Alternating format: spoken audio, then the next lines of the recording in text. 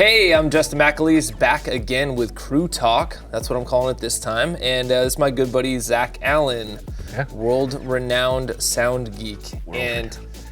Does photography as well. But today we're going to be talking about sound. What's your role on set? What do they call it? I kind of prefer the title of the sound mixer. Okay. Why is it important to have good sound on a production? Actually, it's not important at all. Oh, it's not? No, you can make a sound. You can make silent films. Well, then I'll just interview someone else. You could, or I could just say nothing. Okay. And that's the point. That's a good point. If we didn't hear you right now, it would be pretty obvious why sound is important. Yeah. 70%. I like to say it's 51% because you can still make it a radio show if the picture sucks, I guess. But no, I mean it's half the battle. Yeah. If you have people complaining about it sounds awful, then your film's ruined. You know. Totally. I don't think it's as a subjective of an art as it is with picture because it's got too many technical issues that when something goes wrong, it makes people hurt. No one's ever heard bad sound and been like, oh, that was just a choice. Mm-hmm. Yeah. You know, they can see an image is really dark or really bright or sort of out of focus or old lenses or just have like any of these other sort of aberrations, and that was like intentional. Mm-hmm.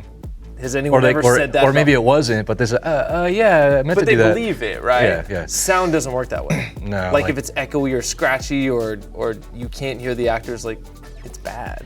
It's easy for a viewer to interpret it being an issue or not. Yeah. I mean, obviously there's instances where it was purposely done to make it sound abnormal. Okay. But it matches or it fits or it works well with the scene, and that would be, what sound designers do. For example, almost everybody's been at a theater watching a movie they're excited about, and something in the theater goes wrong. There's like, all of a sudden on a speaker, or there's some weird noise in the theater. People, playing with their wrappers. Those little noises like that. They realize that's not what the movie was supposed to do. And there's a problem, and it instantly. It hits them as this is not right, and it takes them out of the moment, takes them out of the story, and they lose focus. Yeah. And so that is the product of why sound needs to be good. Totally. And from that level of like cinema in the theater all the way down to like a small production for talking head videos, what can you bring? What can an experienced sound mixer bring to the table that is a little bit different than just some dude showing up? Beyond the gear and the experience of how to manipulate things to get it to work the right way, it also does justice to have a good personality. You got to get along with people or know how to when you don't want to, kind of deal. You just got to be a people person because you're up in people's face, especially when you have to mic a lot of people up.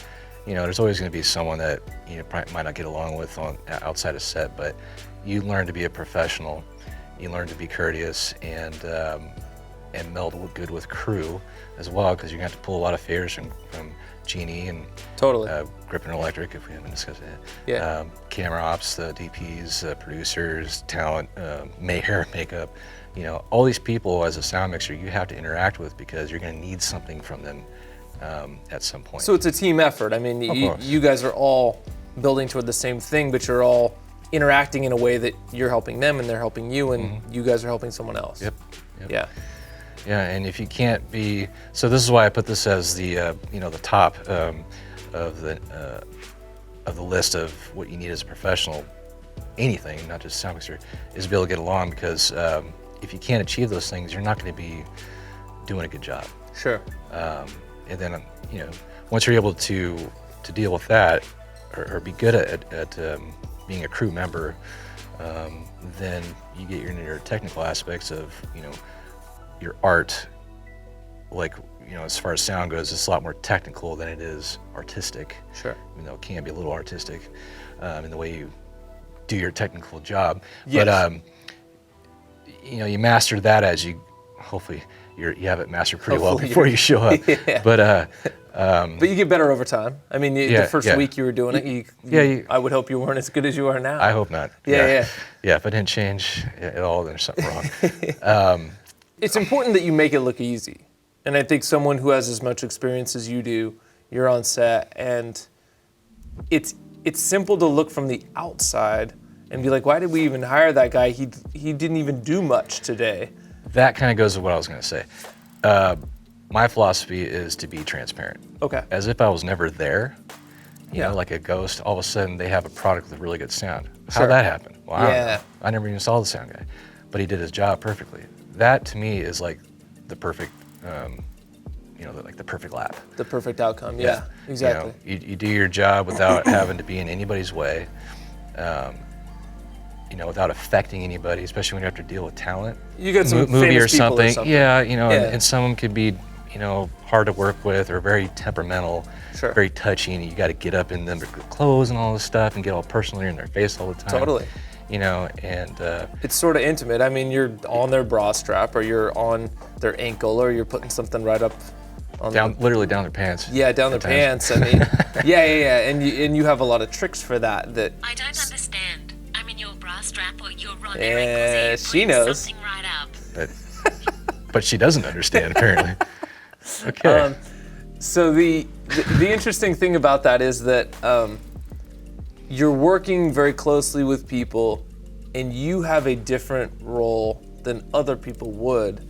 And I think what happens sometimes, what's hard is, say I'm directing or whatever, I don't really want to go over there and put a mic, like a strap around their leg and do this whole thing. Like, I kind of want to have someone else do that so that I can maintain my same relationship with that person as I'm asking them questions. Well, and focus on what you need to focus on. Totally. You know, I mean, everybody's got their thing that they want to focus on, you know, their job, and stay tunnel vision to it in a sense.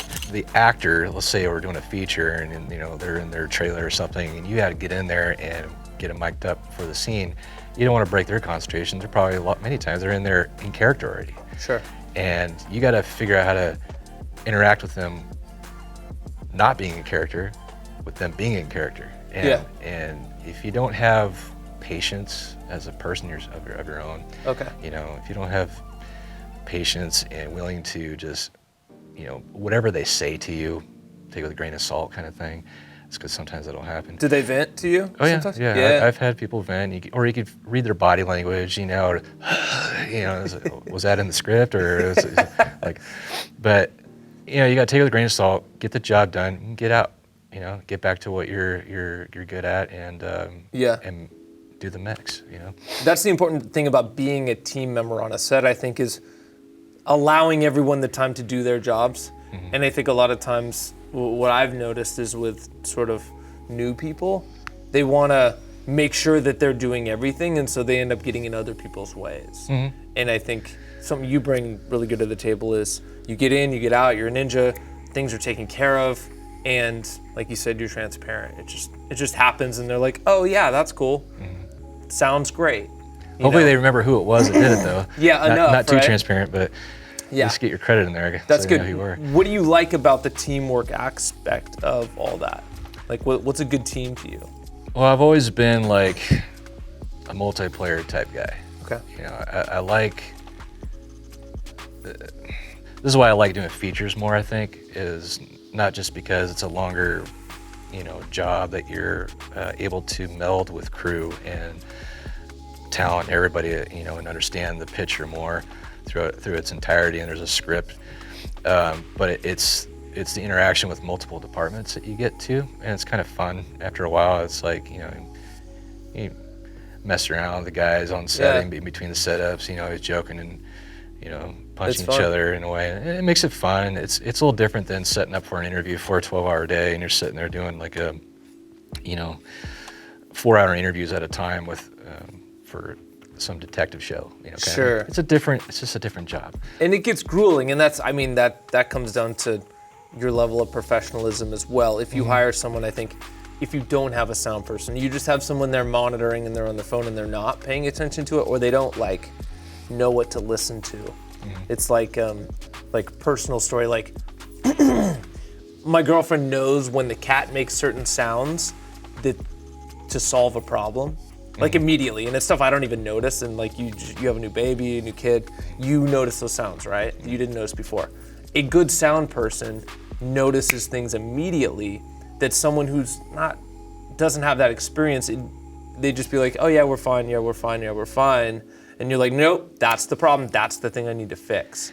Yeah, it's kind of catch-22 because as a sound mixer, when you develop these skills, you start realizing you're not paying attention to content. You can go a whole day or two, and at the end, you'd be like, who the hell did I just interview? What are they talking about? Yeah. I have no idea what they were talking about. Yeah, you're like Neo, But as soon seeing as ones and zeros. Right, but as soon as a mouse farted in the room, you're like, hold on, there's something wrong here. Yeah, right. It's just, Yeah. you're listening to different things. And that's your job. Yeah, you're hearing, but you're not listening. Yeah. That's Or you're listening or you're not hearing. Whatever it happens to be, there's a difference there, right? Mm-hmm. That's very interesting. Yeah, You're just focused on different things. Totally, and that's a trained ear. That's a thing you develop over time that really helps you to identify that stuff immediately. And I think what's great about someone like you and what you bring to the set specifically is like you're solving problems before they happen. I think that's super important. Yeah, that's part of the transparency part. If especially when you're on your location and you're not in a controlled environment, there's a lot of things that can go wacky on you, and some things you don't even realize, even when you're trying to pay attention, until you're in the middle of shooting, that you start realizing, like ticking clocks in a room or something, or a fridge you forgot, someone left the coffee maker on, someone's, flushing the toilet in the house nearby, dog barks, and the classic, leaf blower and table saw in the middle of nowhere kind of thing. All these little things are always happening all the time, and you have to remember, to check these things before you get going. But even when you do check them, they get missed sometimes, and that's just the job. Well, and people put a lot of trust into you to say, they're like, we hear that, but how bad is it going to be on the track? Right. Yeah. And you're like, it'll be fixed in this, or are you putting music on it? Yeah. How is this thing going to be displayed? Like, what are people going to be hearing? Is this just the person talking? Then yeah, maybe we got a problem. But and as the department head, if you're doing a feature like a production sound mixer or a sound mixer in general, that is something that you should be aware of, or you should have asked a question, or should have been told that ahead of time, is what's the final outcome going to look like? Okay. And that's one thing I appreciate with when I started it. I started in post sound, working features and stuff in LA before I came back here in Fresno. Before I started doing production sound, I got to see, from finished product back to the start, which I think is the best way to do all of these kind of things. Is know what your final product needs to be, and then you work back to figure out what the process is to achieve that goal. You can tell when a director's never edited. Yeah. Or they don't know how to shoot to edit. Yeah. Type of thing. They're just shooting to grab whatever they can, which is those long days that you wonder, why am I still here? Yeah, right. But yeah, so starting with post sound, I know what qualifies as doable. To the point where that threshold is where it's like, okay, this is not going to work. Yeah. This is going to cause more problems than it would if we just stop and started over. Yeah. So, yeah. That's good. I mean, they're putting a lot of trust in you to be able to not only solve the problems before they happen, but identify, like, this is not enough of a problem to actually stop us right now. We'll be able to deal with it later. Or like, no, we absolutely have to stop. Or it is, yeah. Yeah, that's a fine line sometimes, and also like. And that goes into location scouts too. Totally. Always have your sound guy follow you to location scouts if you're gonna do a scout. Please. Very please. important. Yeah. Yeah, totally. What would you tell Zach 15, 20 years ago about your job, I guess? Has it been that long? Positive things. However, 10 years ago, whatever it's been. I think it's been like 13. But Yeah. You're on the right track. Don't get discouraged. It's tough, but it's worth it. Okay. And you will enjoy it. Cool. Yeah, there's peaks and valleys. There you go. And you will enjoy it. Yeah. And that there's like a niche, right? I mean, there's like, you got to find the stuff you like. Yeah. Going to the niche, how I started doing what I did is, I saw a niche in this immediate area. It seemed like sound was the grunt work. No one wanted to do it. Totally. And it seemed like everybody hated it. Yeah. I don't mind doing it if I'm doing only that. Mm-hmm. If I have to be a DP and I hate it. like it can be the worst thing because I just don't have the right gear and the right stuff. It's finicky. One thing goes wrong, and I'm like, I don't want to deal with that. Like I'm worried about the light. I'm worried about the look. We need to go for the light, and that's like the worst for me personally. That's the worst feeling when I have to do like 1 or 2 levels above my comfort level of sound, and that's rough. So yeah, I mean, yeah, that's that. You fill that niche, even on a 2-man shoot, like that's super vital. On a shoot with the local news every once in a blue moon, and the DP's like, oh my God, the camera op. He was like, this is great, I'm so glad you're here, kind of thing, because it's like having ice cream for them, and and it makes everyone on set happier that they're like, well, that's taken care of.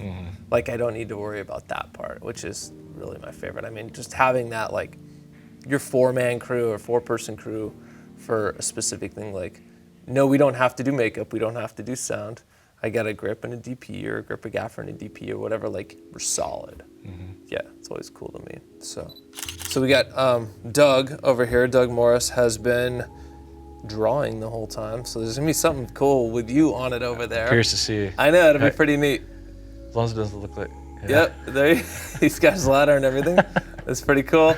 There's a story behind every person on set and why they're there and how useful they are and how specific their knowledge is. I mean, I'm sure you could fill a book with stuff that I'm not aware of, and I've studied sound a bunch. Yeah. Yeah, I'm sure everybody can say that to their fellow colleague. I think it's good to hear the other side of someone else's crew experiences, especially if it's one that you've worked with a lot. Yeah.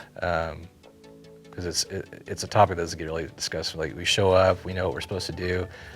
That guy I could trust, and he'll do his thing, and I'll see him at the end, and hey, it's wrap, and see you next time. But we don't really get together sometimes and talk about the act of that day at times, or or what did you go through with that predicament that happened. Everyone's focused on their role and what they have to do and how hard their job is a lot of times. And never take for granted anybody else's position, that's for sure. I mean, like Alan was saying, the grunt work of production, I was like, yeah, but the grunts get it done. Yeah. I've seen 12 bys almost fly away like a boat in a wind with 15 guys on it, and it's like, even with sandbags, and it's like, dude, those guys are working hard to make the shot stay good. And being safe for something that no one even notices until later. You're just like, what, the light wasn't like that? Yeah. That's the tough thing. Yeah, and the sound wasn't perfect. I just assume people talk loud and you hear them all the time and everything's great all the time, and you're like, dude, we had to fix so much stuff to make that work. Yeah, good. Awesome. Good talking to you, Zach. Yeah, you too. Thanks for having me. Yeah, absolutely. So, Zach Allen here, and it's great to talk to him about sound and being a sound mixer. We got Doug Morris over there. He is finishing up, maybe. Are you actually signing your name, Doug? Not yet. Ah, okay. Anyways, finishing up there on the picture. And yeah, that's it. Thank you. Sounds good. That's all today.